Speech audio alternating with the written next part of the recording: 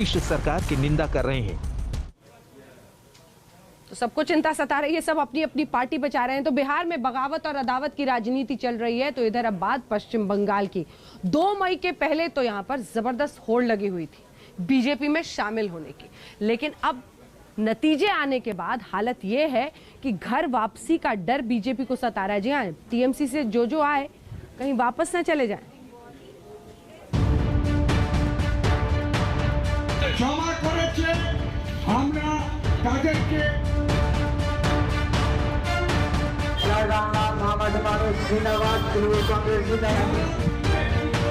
क्या आज से पहले आपने धरने की ऐसी तस्वीरें देखी थी?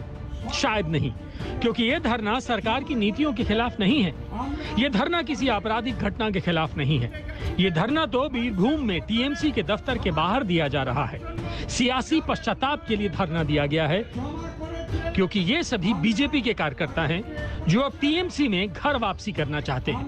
आपने कोलकाता में मुकुल रॉय की टीएमसी की घर वापसी देखी, लेकिन अब बड़े नेताओं के बाद कार्यकर्ता टीएमसी में वापसी चाहते हैं। More people will come. More member of parliament, ma'am, member of parliament. I do not know. Whenever the information will be coming, then we will let you know. From now, I cannot say anything. Bengal चुनाव के नतीजों के बाद से ही सियासी बदलाव का मौसम आ गया। 2 मई से पहले तक टीएमसी से बीजेपी में जाने वालों की बहार थी, तो 2 मई के बाद बीजेपी छोड़कर टीएमसी ज्वाइन करने वालों की बहार लग गई है। सबसे बड़ा चेहरा मुकुल रॉय की वापसी हो चुकी है। कई और बड़े चेहरों का नंबर है। सूत्रों के मुताबिक राजीव बनर्जी से लेकर सोनाली गुहा तक कई बड़े नाम वापस टीएमसी ज्वाइन करने की कोशिश में लगे हुए हैं। हालांकि इस बार टीएमसी फूंक फूंक कर कदम रख रही है और इन नेताओं को वापस लेने से पहले काफी मंथन भी चल रहा है, क्योंकि टीएमसी में ही एक धड़ा इन टीएमसी नेताओं के वापस लौटने के खिलाफ है और ममता बनर्जी भी इशारा कर चुकी हैं।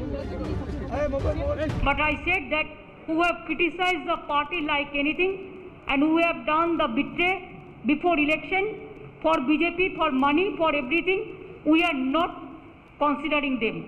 Only we will consider the people who are gentle, who are sober, and who doesn't bitterness, who doesn't go for bitterness.